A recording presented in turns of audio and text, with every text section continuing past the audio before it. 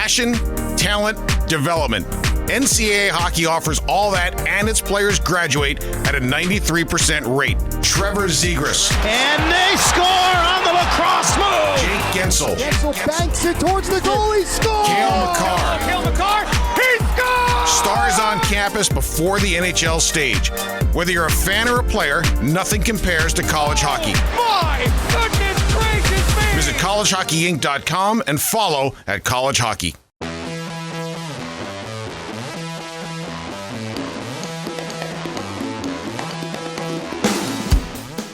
Welcome to College Hockey Today, coming at you one day earlier this week. My name is Jayson Hajdu. He is Brad Schlossman of the Grand Forks Herald, fresh off some championship coverage last weekend in Kalamazoo. Schloss, we were just chatting off air about the luxury as a sports writer. The team you covered clinched on Friday rather than travel day Saturday on the road. Yeah, so after Saturday road games, I fly out that night. So I'm basically, I go on the charter plane with the team, but once we land, I'm all on my own the rest of the weekend, you know, get my own hotel, my own transportation and stuff. So a lot of times what happens is the game ends on Saturday. I've got my suitcase and stuff at the arena. I go down, do my post-game interviews, order an Uber when I'm done, jump in the back of the Uber, and then I have, 15 minutes to try to transcribe my quotes and write my game story on the way to the airport in the back of an Uber. I'm usually cursing somewhere between 50 and 75 times on that. That's my most stressful 20 minutes of the week. So had they clinched on Saturday, that would have even amped up the stress even more, trying to cover the Penrose presentation. But they got it done Friday. And as we know, it's all about the sports writers, right? Making our lives easier. They did you a solid. Absolutely. They did. And both teams did the fans a solid by playing two phenomenal hockey games. Suppose we'll get to that in a little bit, but that was really excellent hockey between two really good teams. Nice gesture, I thought, too, on behalf of Western Michigan. Read in your coverage that Pat Frischweiler and Jayson Hajdu made their way to the UND locker room Friday night to congratulate them. Yeah, how about that? UND ended up actually doing the Penrose presentation in the locker room because they, part of the reason is out of respect to Western. They thought, we're not going to go do that at their rink. And then after they were done, I'm sitting there waiting for some interviews, and I see Jayson Hajdu and Pat Frischweiler walk on down and pop right into the coach's room and congratulate them. And pretty classy on their part to do that. And just about a 5-minute walk up the road, there was a major college basketball game. One coach trashed the DJ's equipment. So we had a complete contrast in sportsmanship, just on the same road there in Kalamazoo, Michigan. But yeah, I thought that was tough weekend for college sports game ops. We'll get to that in a second. Something we didn't get to last week, though, Brown officially named their next head coach. It's UMass assistant coach Tom Upton. He'll stay with the Minutemen through the remainder of the season. Jason Smith remains interim head coach at Brown. But your reaction to that bit of news? Yeah, when you saw the candidates come out, it was a really good pool of candidates, I thought. There were several people who would have been great hires, I thought, for Brown. Tommy Upton, one of them. And yeah, he's now he's got to build the staff out at Brown. See, does he keep the assistants? Does he bring in some of his own guys? How does that go? And, Brown's done some really good recruiting over the years, as we mentioned. They just got to try to retain some of these guys a little bit longer, and they might have something cooking there. Okay, I alluded to this a moment ago, but what did we learn this past weekend? Well, the end result, we learned that it is possible to make changes quickly. Let's go back and review the whole thing. So UMass and UConn are playing. The game goes to overtime. UMass has a grade A chance. The goalie makes a big save. but the game ops person thought it might have gone in and started the post-goal sequence of what they do when UMass scores. And that involves some strobe lights coming, and eventually the lights come out, go completely black. And so the strobe lights start right after that. But what happens in 3-on-3, as you know, when there's a scoring chance one way, it usually heads the other way if it doesn't go in. And UConn was going on a 2-on-1. UMass was trying to make it a 2-on-2. Don't know if the D would have got back far enough. Maybe not. And the lights go out right when he hits the hash marks. And the officials have to blow the play dead. Yeah. And UConn was, I would understandably a little bit rattled by that and upset. I mean, this is a team right on the bubble. Like these are, everything is important to UConn right now. Who knows if they would have scored? We can't say that. We don't know if they would. We don't know if they wouldn't have. And but this goes back to a longer gripe of mine. And this is the first time I've actually started talking about it, because I'm like, but I cannot stand when teams turn the lights out after goals. I'm not in arenas as much as I used to be anymore. Is that a common thing now? You know what? In the NCHC, not really, but I see it in junior hockey. I do see it in a lot of college hockey games. I see it in college football a lot after touchdowns. This is like a new trend. And it's bad on every level to me. I think, number one, watching on TV, it is atrocious because, I watch a lot of Miami Hurricane football games. Miami Hurricanes do that after they score touchdowns. So what happens? A guy scores a touchdown and my TV screen immediately goes black. Like and it's same with hockey. Like someone scores, the screen goes black. Like you're like, no, I want to see what are they celebrating, or what did the crowd look like? This is the most exciting part of a hockey game, when a goal is scored and your screen just goes black. You turn it into the Sopranos finale, yeah. Yeah, it looks awful. And then when I'm watching on TV, sometimes I'm like, who was that? And you're trying to get a number to see who made the pass, who made the finish, but you can't see it because it's black on your screen. So it's so bad, and I think the same with in arena. Like, you love seeing the emotion of the players after they score a goal, and now you just cut that out. On top of that, I do think there is a safety issue involved here, that players are skating 20 miles an hour and then all of a sudden you turn the lights out on them. Like, I just don't know. The rules committee, I think this is a great time for them to go and clean up the rule book this summer and say, no, that's not safe. Also, you could probably have guys taking slashes and shots at players once the lights go out after a goal, when a lot of players are going to be frustrated when they give up a goal. Yeah. So, but the end of the story here is that Hockey East already on Monday sent out a memo saying no more of this the rest of the season. So props to Hockey East. Like, how often do you get action that quickly after a mishap? Usually in this day and age, I feel like it takes 35 meetings and 12 advisory panels, and you need a study on it. But Hockey East came out right away and just said, nope, we're not doing this the rest of the year. So great job, in my opinion, by Hockey East. I hope this trend goes away. I don't think it's great in the arena. I know it's just awful when you're watching at home. And there's my rant for the day. Well, you mentioned the bubble impact, and UConn is 15, Augustana is 14, and those two are separated by the absolute slimmest of margins. So there's a real on-ice impact here as well, or a results impact, I should say.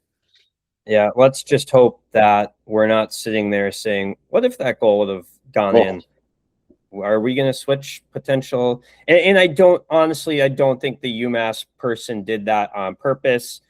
You can see they started the sequence when the puck was still kind of in the D zone. You and I know a lot of these game ops people.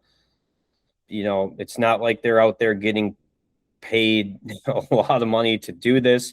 They do it because mistakes they happen. love it, and they just make mistakes, just like I do write my game stories some nights. I don't do it on purpose, but I will say, if they do ban this in the off season, I owe that UMass person a little bit for his public service for finally getting rid of this. I will go celebrate with that person. We'll hold you to it. Let's talk the on ice this past weekend. Lots of surprising results, a little bit of chaos, not a lot of movement in the NPI, but we do know 5 of the 6 conference champions now. We'll start in Atlantic hockey, where Bentley was the first to clinch 2 weeks ago. That bracket is set. They're ready for their tournament. And in fact, tonight is their first round. We've got Mercyhurst at Canisius, tonight being Tuesday, and Army at Niagara. Then this weekend, the quarterfinals from there. But your take on the Atlantic hockey bracket as a whole, I guess. Yeah, that was, interesting how it played out with Bentley kind of pulling away. But the rest of the Atlantic hockey, it was jumbled throughout the year. I think when I go and look at the standings at the end of the year, the one that really kind of raises my eyebrows is Robert Morris finishing third.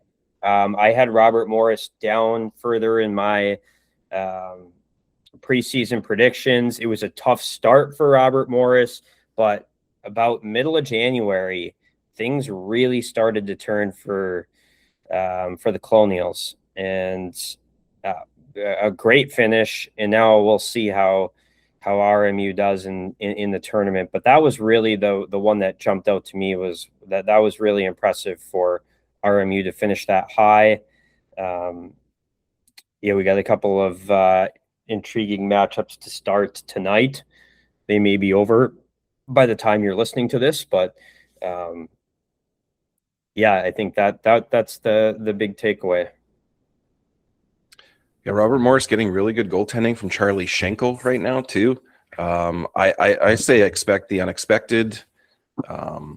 Bentley went all year without being swept, and then after they clinched the following weekend, they get swept. Now, obviously, a lot of that is post-championship clinching and whatnot, but it just goes to show in Atlantic hockey, as much as any conference, expect the unexpected.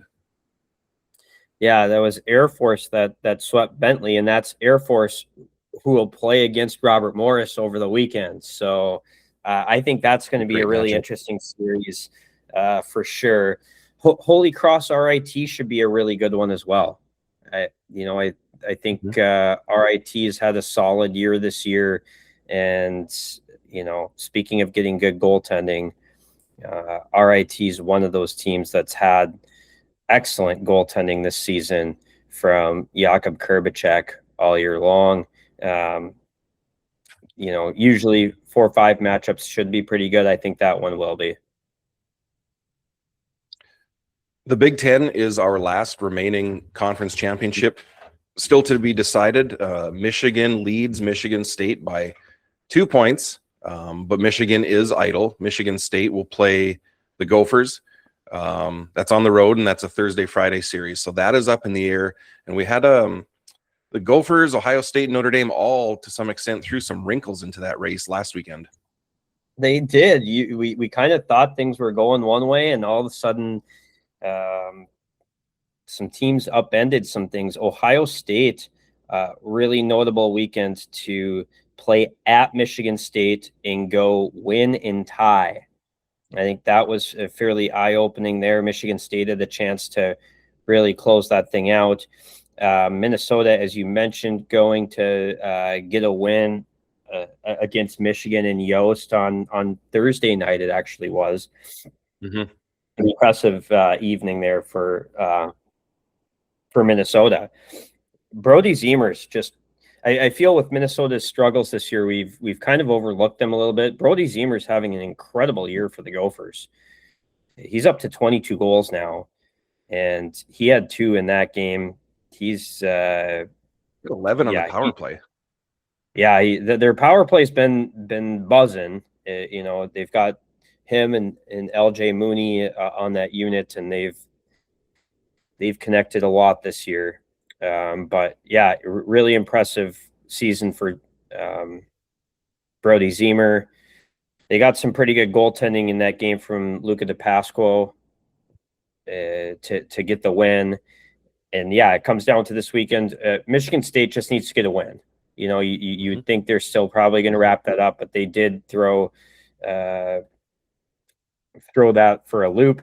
And the other thing that's kind of been happening over the last month is Notre Dame's really struggled this season, but Notre Dame is getting way better. They're a much better team than they were a month ago. And that's going to be a really interesting playoff matchup because they're not a hapless team.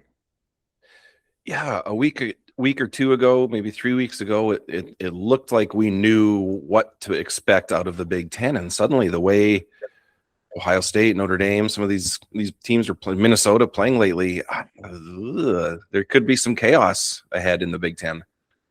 I think so. Yeah, you go back and look at Notre Dame starting, at the end of January, got that 6-1 win against Ohio State, back-to-back ties against Bowling Green.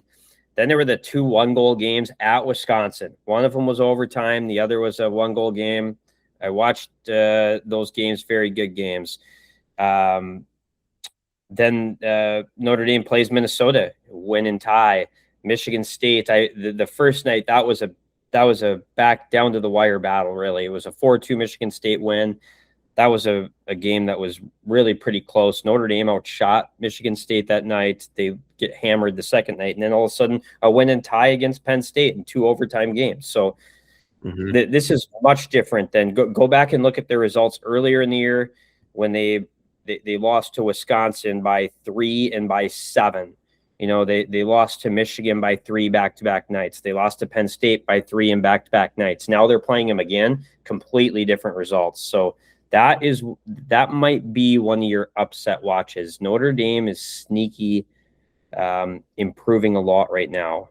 So, but you're right. Michigan State would really want to wrap up that league title, not only because it's a big deal to win a league title. In that league, one team gets a bye and doesn't have to play that midweek game. So Michigan State certainly would like to get that bye. Possibly the number 1 overall seed. Is that still? I'm not a math guy. Is that still in play too, potentially? Oh, the number 1 seed is getting real interesting after this weekend. The 2 Michigans, Michigan State and Michigan, were clearly the front runners, but the hiccups this weekend has brought North Dakota in the mix. Michigan State, and North Dakota is almost a dead heat. It's so close between those teams where you could have a random Atlantic hockey game played out, and that could flip these teams, especially Michigan and Michigan State. So those 3 are really tight right now, and in very, very good position to get number 1 seeds, all 3 of them. Yep. Who's going to be the 1 overall? That's the question. And then Western Michigan has a decent lead on Penn State now to get that other number 1 seed. So we'll see how things break lately. But yeah, that was certainly Michigan State were kind of running away with it. Not anymore. Now North Dakota's kind of right there in the review mirror. The CCHA was one of the most wild races we've seen. It went down to the final day, and it was ultimately Minnesota State winning another McNaughton Cup.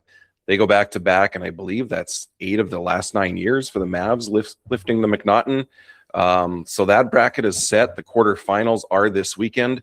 The matchups real quick here: Ferris State at Minnesota State, Lake State at St. Thomas, Bemidji State at Augustana, Bowling Green at Michigan Tech. That's a rematch of last weekend, and a fascinating one. But some teams running hot and cold in the CCHA right now. Yeah, I mean, first of all, when you've got a team that could have won the league title that's playing on the road in the first round, I mean, this is, I see a lot of overtime games coming.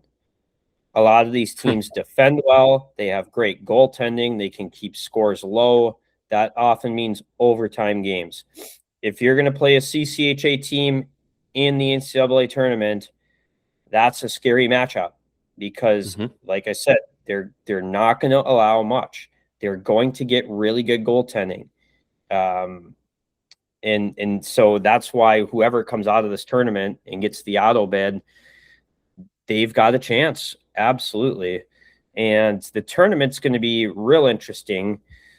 You look at the one matchup that you think, well, this is going to be fairly easy, Minnesota State and Ferris State.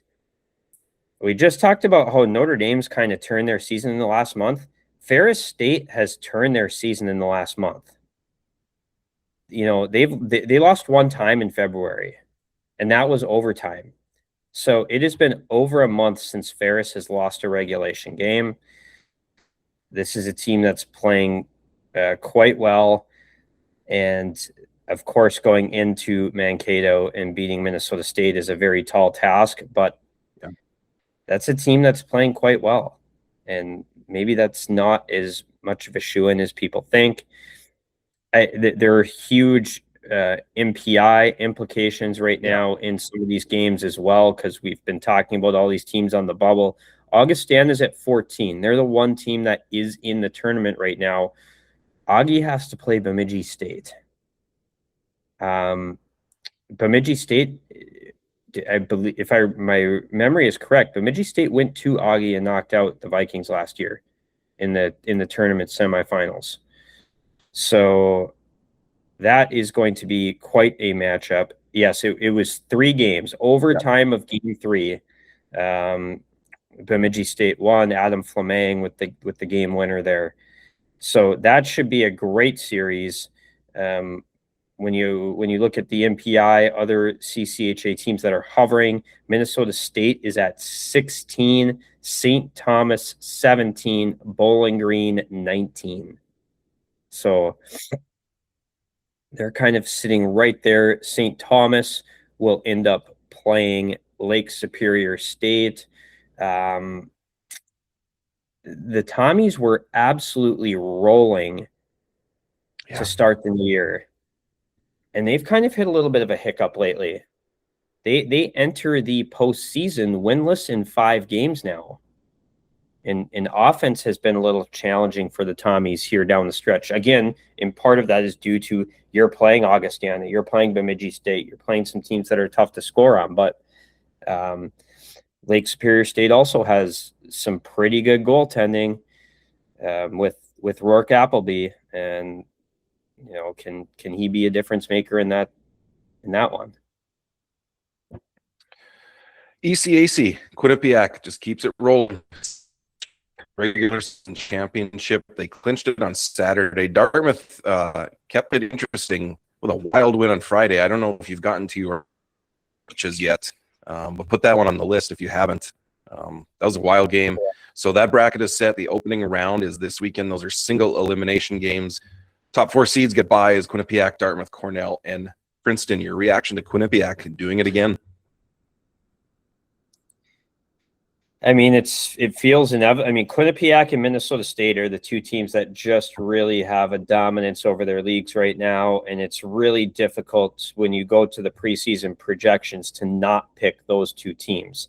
Minnesota State did it with a huge roster turnover. Quinnipiac is doing it with a little bit different formula this year than some previous years. The Bobcats really rely on that fantastic freshman class. And I feel like some of their past teams, they relied on some really older, steady defenders. This is a high-flying rookie class that can score. I do have that game on my list of games to watch. We are recording a day early, so that probably is why I haven't gotten around to that one yet, but I will watch Dartmouth and Quinnipiac. It's just really impressive, the consistency that Quinnipiac has brought. I look around the league, I feel that Ben Sire bringing Princeton to a bye already early in his tenure there, extremely impressive. Reed that was a big deal to them. I saw the post-game video that they put out, and that was a big deal to that program. For sure. And it should be. This is a major step for that program to establish itself in the top 4. That's what Dartmouth did last year. remember Dartmouth got into that top 4, and it was kind of an announcement of a new run for Dartmouth. Now Dartmouth's going to be in the NCAA tournament this year. We'll see how Princeton can build off of that. But yeah, how about that? 3 Ivies, all of the 4 teams getting the buys there. I feel that some of the Ivies went through some major challenges with COVID and having their seasons canceled there. It was compounded by the fact that everyone else could kind of go get fifth-year players, and they couldn't. They have some troubles with transfers. This year, the transfer portal wasn't as stocked as previous years, and maybe things are finally evening out for those. But the Ivies the Ivies and the service academies have had it tougher than the rest of the schools with the current landscape, and maybe now some of those disadvantages for the Ivies are gone, and we see 3 getting buys in the tournament. Over in Hockey East, they will conclude the regular season this weekend. We know that Providence is the conference champion, first time in program history winning that title outright. Program record for conference wins. I think they're also on a 9-game road winning streak, which is pretty absurd. But congratulations to Nate Lehman and the Friars on finishing the job. Yeah, one of my worst preseason picks of this season was Providence. I think I had them picked 6th in Hockey East. I thought this young decor is a recipe for, they have 1 senior on their team. And he has not played since January 3rd. It's Phillips Fedback, the goaltender. So I just thought this team was a little too young. Obviously, they are not. They're having a tremendous season. And 13-3-1 on the road. Yeah, that's extremely impressive for Providence. So, just kind of crazy. That's Providence's first outright Hockey East title. They shared it 10 years ago in 2016, I believe, with BC, and they've done a great job recruiting. And we've talked a lot about Roger McQueen. Julius Sumpf has been a very good player. Jonathan Fauchon has been an excellent freshman there. So, and who's intriguing as well is Alexei Kivioya, big power forward. I didn't list Kivioya on my free agent list. Probably should have. He maybe not this year, but he's a guy that at some point is going to intrigue teams. He's 6'5" Finn, and he's a sophomore. He's been really good up front. So great recruiting class has really boosted this program, and I should say they've stacked 2 together now, because the last year's recruiting class was awesome. I mean, they even lost Trevor Conley out of that class, but Logan Sawyer, John Mustard, Will Elger, Kivioya, as I mentioned, Thomas Machu on the back end. It's an impressive couple of classes that they've built here. The rest of Hockey East, bit of a jumbled mess going into this last weekend. Boston College is on the right side of the NPI bubble, but still in that nerve-wracking territory, as is Connecticut, UConn at 15. So a lot of things to still be sorted out on this last weekend. Speaking of, you think something, BC was coming on strong. BU is leaking oil, and all of a sudden BU goes and sweeps BC. Who saw that coming last weekend? I certainly didn't. I'll say this, props to Jim Connolly over at USCHO, because I recall on their pod last week, he picked BU and Minnesota as possible surprise results for the weekend. Yeah. Wow. He's dialed. Swami. Yeah. I feel every time I watch a Hockey East game, by the way, Jimmy Connolly is doing ubiquitous. Yeah. How many games are you at, Jimmy? I think I texted him a couple of weeks ago. It's just amazing how many games he's at. So he knows, and obviously he was spot on there. BC's been playing so well lately. I did not see that coming, and they were rising up and even out of the number 4 seed territory and getting into the 3 seed territory. Now, all of a sudden, as you mentioned, maybe a little bit uncomfortable as heading into the final weekend as BC will play UMass and Northeastern this weekend. So, and of course, where this is really important as well, 5 teams get that bye and don't have to play the midweek game. And right now, when you're looking at, where 5 and 6 there, Maine has 36 points. I mean, you could even go up higher. There's not much difference, is what I'm trying to get at there. With BU sitting there with 35 points, and Maine's at 36, UMass 37, UConn 38. That's a huge game for BU this weekend against Lowell to give the Terriers a shot at that bye and not having to play 2 games in the week. Hockey East reminds me of CCHA only in the sense of you go down the list and there are a ton of goalies capable of just stealing a game or stealing a weekend. Like Michael Robel this past weekend was absurd. He stopped 37 of 38 in the win at UConn and then made 50 saves in their overtime tie the next night. You could absolutely see any number of these goalies stealing a regional weekend for one of their teams. Yeah, Robel's been great in the second half this year. So he is one of those goalies that's obviously highly touted coming into UMass, but he is scary. As you mentioned, you go down, you see, Yegorov for BC. I watched a little bit of the game against for BU. I watched a little bit of the game against BC. In the Saturday night game, he had to be great in that first period because BC came with a strong push. Northeastern right below them, and what an incredible season for Lawton Zacher at Northeastern. It's there are a lot of goaltending. We mentioned last week on the podcast that Merrimack's gotten great goaltending from Max Lundgren this year. You're right. There are a lot of goalies that can steal games in that league. In the NCHC, we touched on this at the top of the show, but North Dakota clinches a 7th Penrose Cup, and it's actually the first one they've clinched outside of Grand Forks or Omaha. So that bracket is set. This weekend will be best of 3 quarterfinal series. Omaha at UND, Miami at Denver, CC at Western Michigan. And this series, this will be fascinating too. St. Cloud State at Minnesota Duluth. Arizona State on the outside looking in.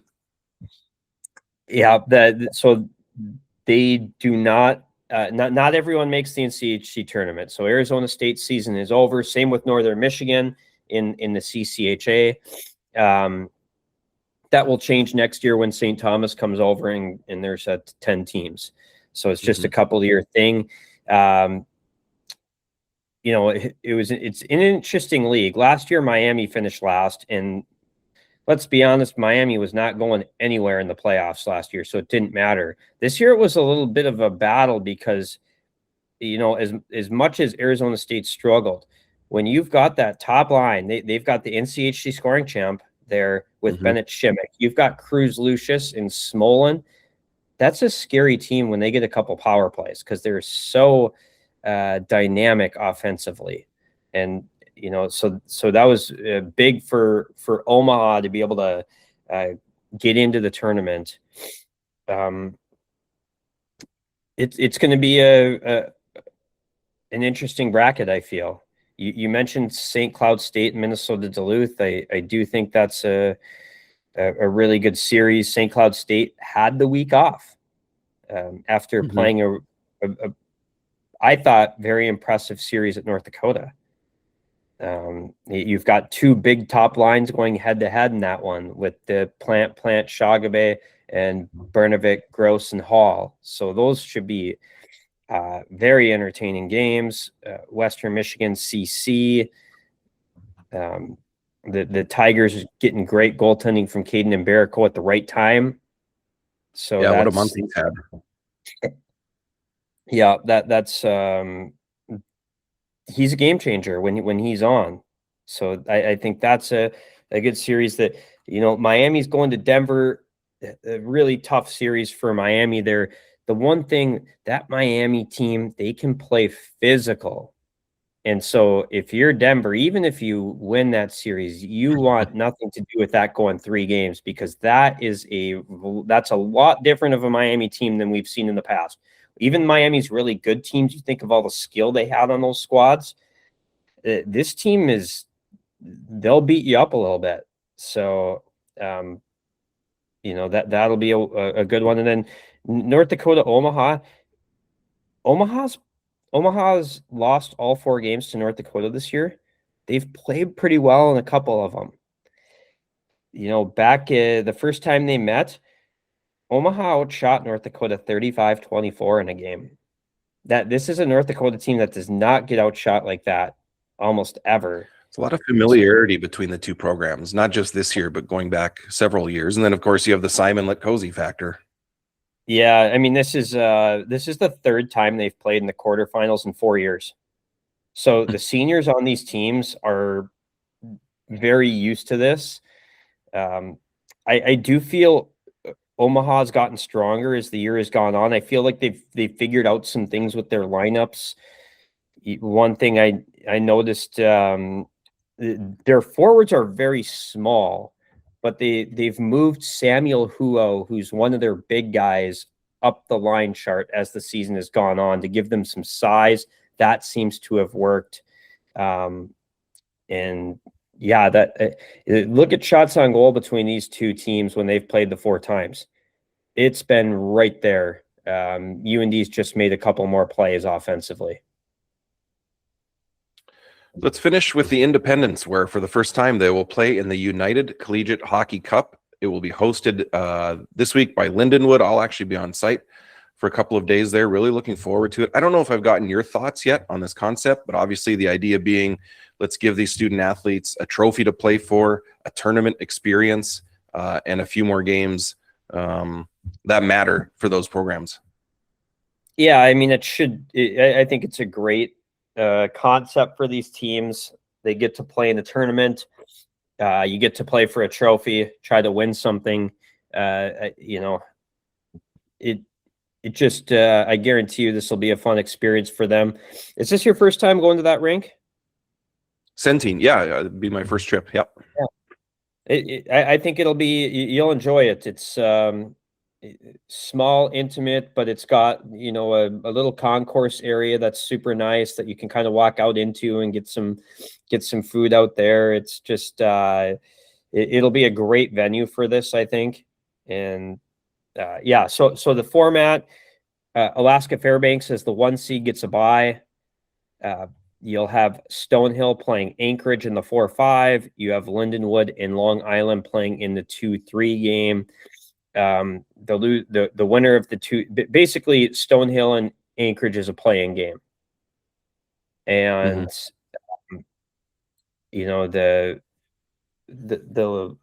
a double elimination bracket. So or maybe I shouldn't phrase it like that. There is a consolation bracket because you can't come through the loser bracket and win it. But there is a consolation bracket in the 3rd place game. So some teams will get some bonus games in this tournament. It should be fun for those players. And obviously Fairbanks is coming in as the favorite, but Lindenwood's playing at home, and we'll see how it plays out. Yeah, Alaska's been really good going back to mid-January. A lot of those games against their rival Alaska Anchorage, but I'm just scrolling here and I see 2 losses since mid-January. So the Nanooks are on a roll.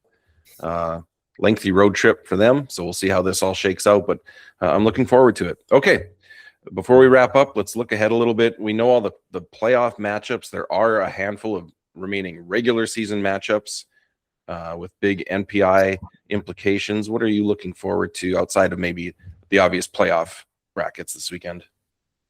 Yeah, for me, it's that race to get a bye in Hockey East. I think there are a lot of teams in Hockey East that I think can win that tournament.